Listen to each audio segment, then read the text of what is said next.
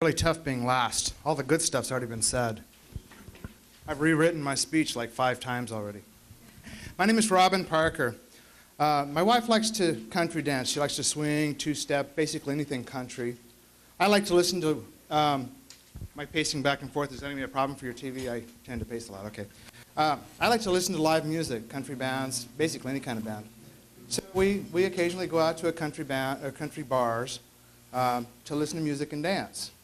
And we were at a place called Timbers over in Redmond recently, and there was it's obviously a country bar, good rock band. And there was this DJ there. He's dressed up in his really cool black beret, and he's got his little stylish trench coat, and he's just looking all hip, definitely standing out in a sea of cowboy hats and boots.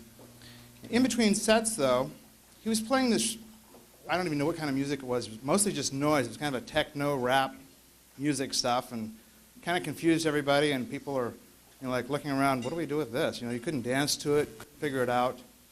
So after the third set, I walked up to the guy and I asked him if he could play something that we could enjoy and dance to maybe, in between sets. And he said, no way, man, this is the hottest stuff. This is what the people want. No joke. Exactly what he said. And it struck me funny, though, because it seems that a lot of our government is doing exactly the same thing. We want country rock, and they're giving us techno rap noise. They're not doing what we need them to do. And so they're surprised when there's a lot of anger and frustration in the population because they're not listening to the people. They're doing what they think best for us without listening to our voices. So I see a lot of places, you hear a lot of people talking about the people that serve us in the government. They're supposed to be our servants, and it seems like the servant has become the master, and the master, we the people, have become the slaves. And that's not the way things should work. I believe it's time for our government to work for us and not against us. So my name is Robin Parker. My wife and I live just outside of Sun River. We attend a church in La Pine, Oregon. Between us we have 7 children, all grown, and 7 grandchildren. And I can assure you there are days when we're glad that none of them is at home. It's nice to send them home. But I'm just an ordinary person. I know what it's like to be less privileged. I know what it takes to need help putting food on the table. But I also know what it takes to succeed, to build a business and raise a family. Sorry. To go to church and pay my bills and even balance my checkbook, something our government hasn't been able to do lately. I'm a small business owner. My wife and I operate a tour business out of our home. I also work a full-time job for a software company. So I'm a very busy kind of guy. I know what it's like to take a paycheck home and also to make a payroll. I know what it takes to create revenue and generate the revenues necessary to build a business. My tour business is 6 years old at this point and still growing. I believe in hard work, self-determination, and taking responsibility for your actions.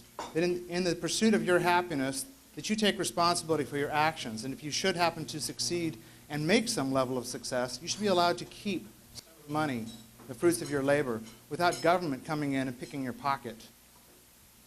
But I'm not a total mean guy. I believe I do have a compassionate side, and I think we need to provide a helping hand to the people who can't help themselves. I think we also need to, are we counting down or counting up? Okay. 1 minute left or 1 minute into it? 1 minute left. Oh, okay. Wow, that was a quick 8 minutes. I'll move along. So people say, why should you vote for me? I don't know anybody in Washington. I don't know how the Senate works. A lot of people say, I'm not familiar with the customs and the traditions that they use in the Senate. Well, a lot of that's true. I don't know anybody in Washington, but that means I don't owe anybody in Washington. There's no lobbyist stuffing money in my pockets. As far as how the Senate works, you're right. I don't know how it works.